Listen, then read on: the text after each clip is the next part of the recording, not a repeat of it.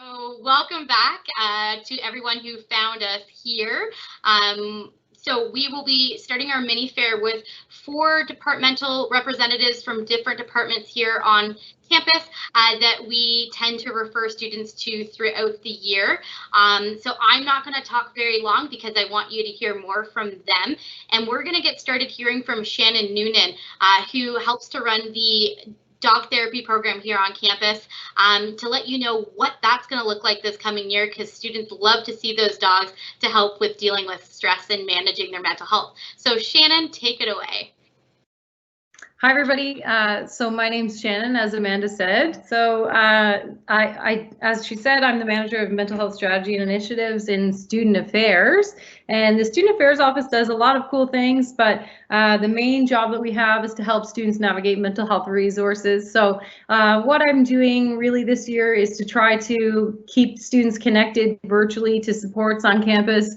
One of those is indeed the Therapy Dogs program. So I have Elroy here to visit with you in just a second, but I do want to make you aware that we're proud to launch a brand new wellness social as well, which you can follow at Carleton Wellness on Instagram or Facebook. And you can stay up to date on what other wellness resources we're going to be offering this year virtually. Including things like spirituality and health promotion and harm reduction initiatives and all kinds of fun stuff. And there's definitely going to be dogs appearing on that account as well. But if you really want to follow the dogs and streamline that approach, you can follow CU Therapy Dogs at CU Therapy Dog on Instagram, where we'll do a lot of our live sessions. I just did a really silly live session with Elroy, so you can check it out on IGTV if you want to check out him playing some piano. But I have him here with me today, so I'm just going to move my camera down for you to see him. Ready, bud? Come on in here. There he is. Back up. Back up. Good. Can you wave? Sorry if he's cut off. We're gonna try. He's not. He looks awesome. Over this way, on your bed. Good job, buddy.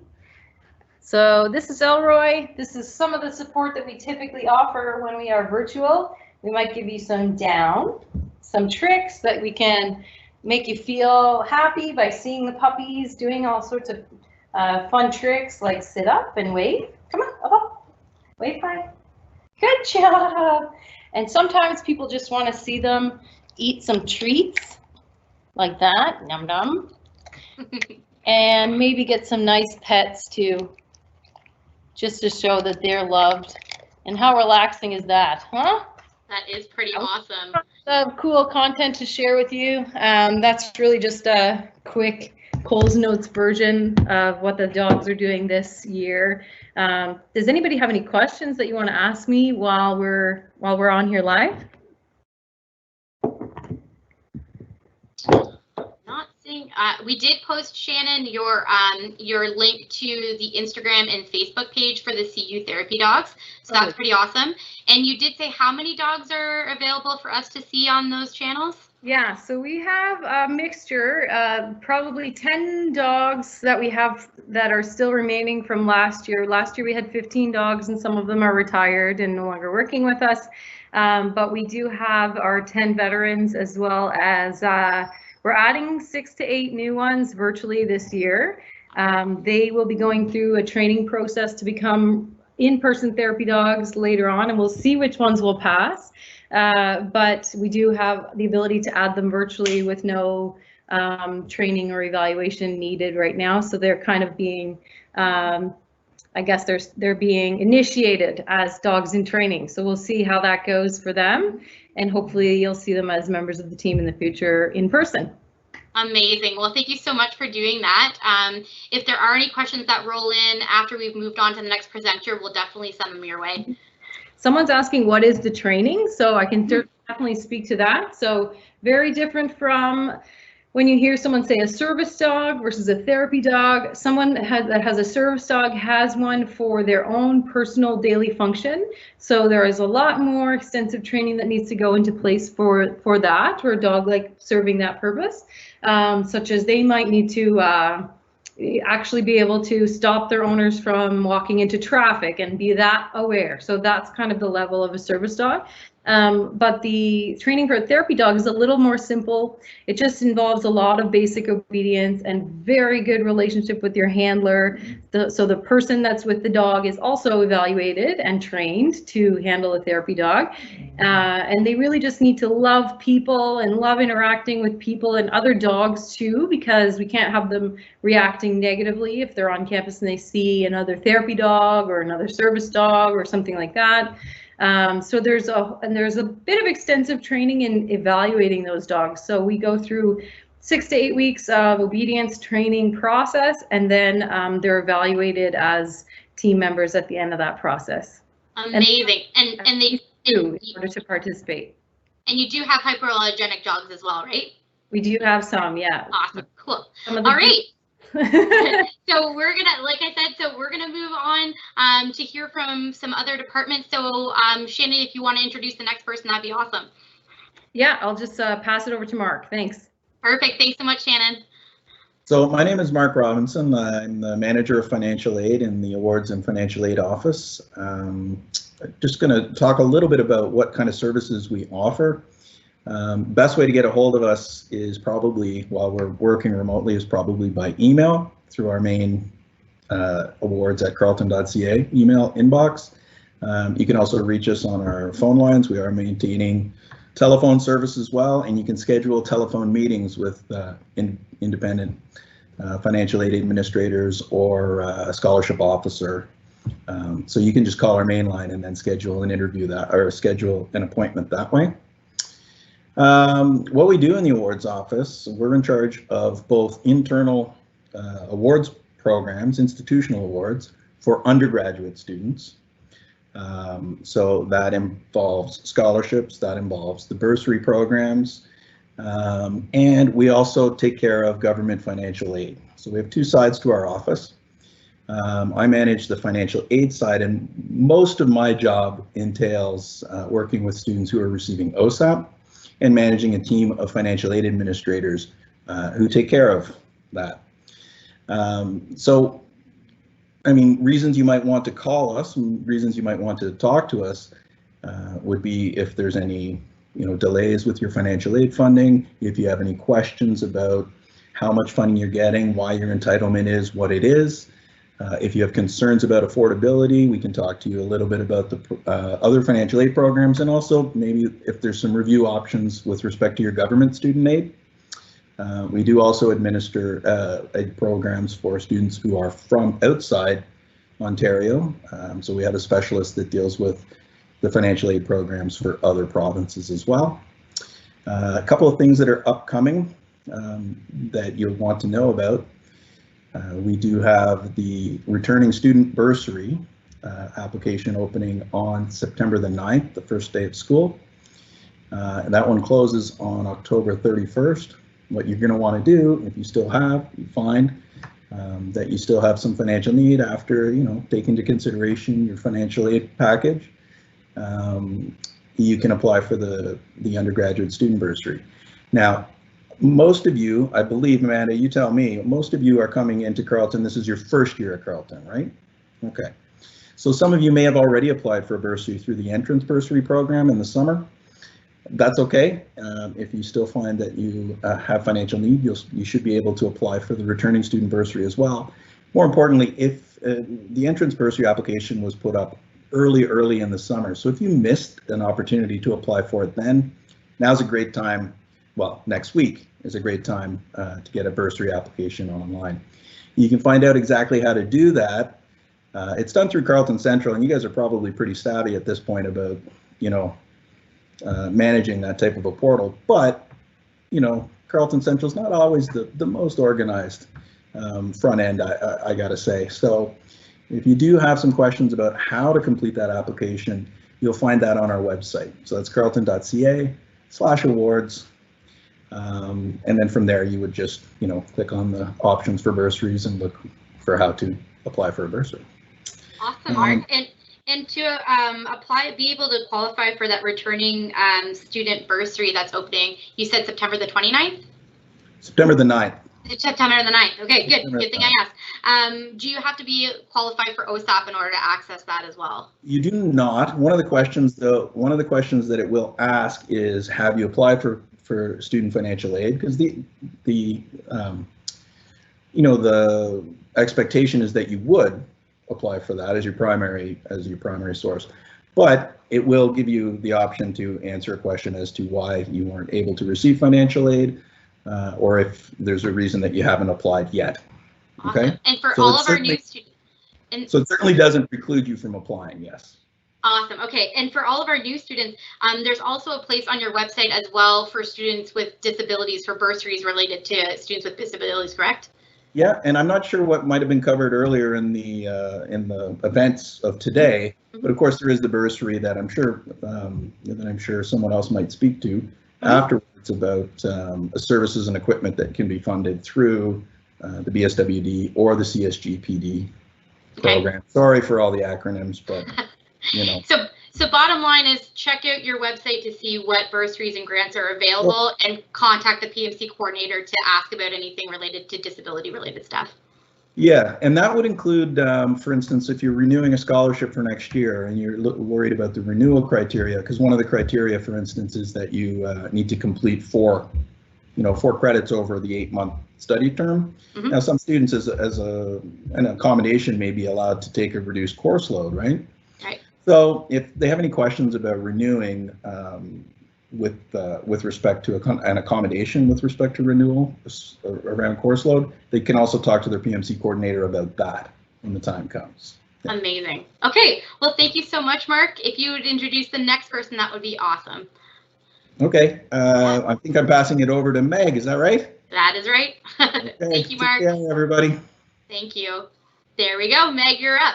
Hi, everyone. My name is Meg, and I'm work with the Center for Student Academic Support, also known as CSAS, and currently I'm the Online Resource Development Administrator. Thank you so much for joining. Welcome. So basically, I want to talk very briefly about some services that you're able to access through CSAS this year, completely virtually online. So first that I'd like to point out is our online learning support webinars. And so those will be hosted throughout the semester. They're held via Microsoft Teams. So we'll have a variety of both learning support and writing webinars, which can kind of help you build your learning support strategies.